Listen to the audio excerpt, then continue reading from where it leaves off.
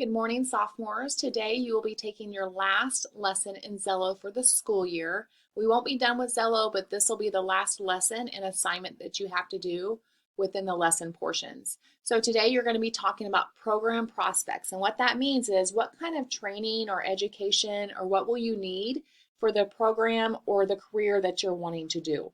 So you're going to do a lesson on that when you log into Zello through the district's website, PowerSchool.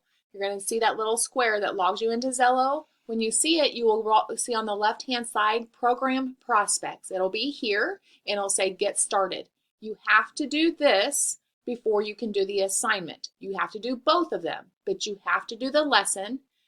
Click the Get Started button for Program Prospects. When that's complete, then you go over to Assignments, click on the assignment.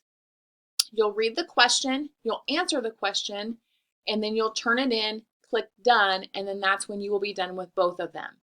If you have questions, you can ask your mentor. You can also ask me.